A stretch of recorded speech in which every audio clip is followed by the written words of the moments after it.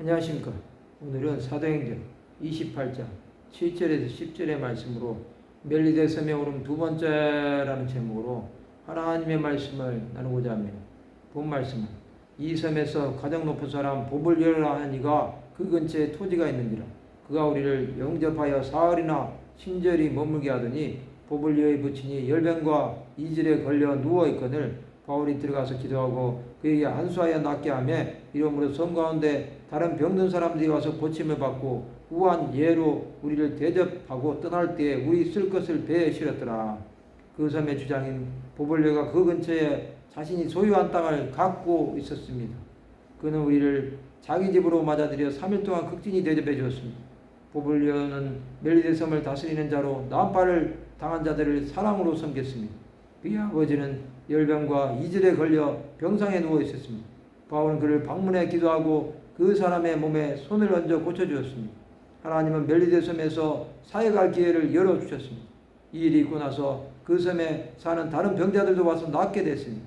이것을 본 사람들은 다른 자들도 와서 치유를 받았습니다. 바울은 멜리데 땅에서 하나님 나라가 임하는데 쓰임을 받은 것입니다.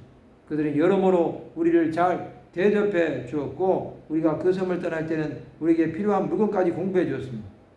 구절을 받은 자들은 여러 가지로 도움을 받았습니다. 또 떠날 때 후원까지 받고 나온 것입니다. 바울은 자신에게 주어진 시간 동안 하나님 나라를 이곳에서 전파했을 것입니다. 몰타 섬은 이 일로 지금은 90%가 기독교인이 된 국가가 되었습니다. 그들은 이방인이었지만 하나님의 뜻을 깨달은 것입니다. 사도 바울은 로마로 가기 전 멜리데 섬에서의 사역을 은혜 가운데 마친 것입니다. 그는 그 땅에 있는 영혼들을 사랑했습니다.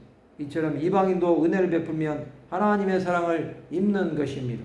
하나님의 뜻을 행하는 자는 하나님께서 보호하시고 지켜주십니다.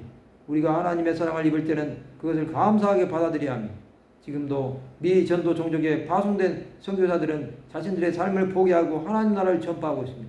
그들은 자신들에게 맡겨진 영혼들에 대해 하나님의 사랑으로 대합니다. 처음에는 박해를 당합니다. 그러나 그들은 그 모든 것을 이겨내고 복음을 전합니다. 그 결과로 그들 가운데 믿는 자들이 나오게 하시는 것입니다. 수많은 미전도 종족에서 이런 일이 일어나고 있습니다. 이것은 예수께서 다시 오실 때까지 계속될 사역입니다. 하나님 나라는 전하는 것만큼 임하는 것입니다. 우리가 전하지 않는다면 하나님은 다른 자들을 사용하실 것입니다. 성도 여러분, 미전도 종족 가운데 복음을 전하는 선교사들을 위해 기도하시기 바랍니다. 또 주위에 믿지 않는 내 부모, 형제, 친척, 친구, 지인, 만나는 자들 모두에게 복음을 전하는 삶을 사시기 바랍니다. 그럴 때 하나님의 은혜가 임할 것입니다. 주의 은혜를 전하는 자들이 되시기 바랍니다. 말씀을 마치고자 합니다. 하나님 아버지의 마음을 이방에 전하는 하나님의 백성들이 되시기를 주님의 이름으로 축원합니다.